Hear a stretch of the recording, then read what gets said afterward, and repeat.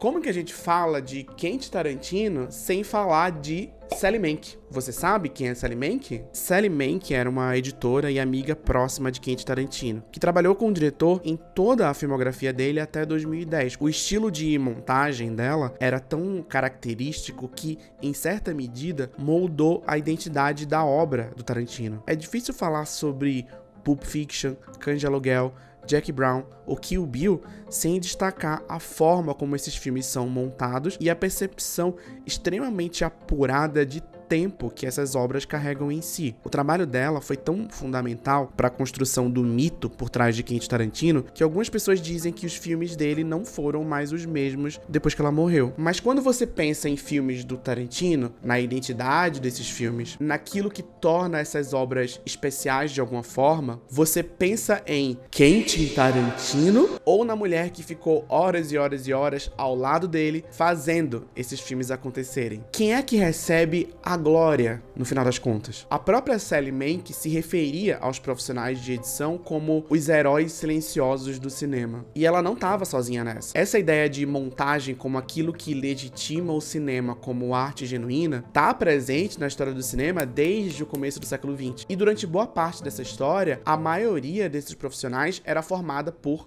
mulheres. Mulheres que não recebiam os louros, que muitas vezes não eram creditadas, que não eram bem pagas, que eram invisibilizadas e que não eram vistas como grandes gênios ou grandes artistas, apenas como artesãs que costuravam uma cena na outra. E quando a gente traz essa lógica para os dias de hoje, onde vem prevalecendo cada vez mais a divisão internacional de trabalho, a gente vai ter categorias inteiras invisibilizadas e até racializadas. Boa parte dos efeitos especiais de Hollywood é feita fora dos Estados Unidos, em países com leis trabalhistas flexíveis, onde os profissionais podem trabalhar 12, 15 horas ininterruptas sem que ninguém se responsabilize por essa lógica exploratória. Essas pessoas não são vistas como artistas ou como grandes gênios, mas sim como mão de obra barata. Um artigo do The Hollywood Report de setembro do ano passado revelou que artistas de efeitos especiais vêm tendo seus nomes suprimidos dos créditos de filmes como Missão Impossível e Oppenheimer para alimentar a mística em torno dessas obras, para reforçar a ideia de que esses filmes usam menos efeitos especiais e que por isso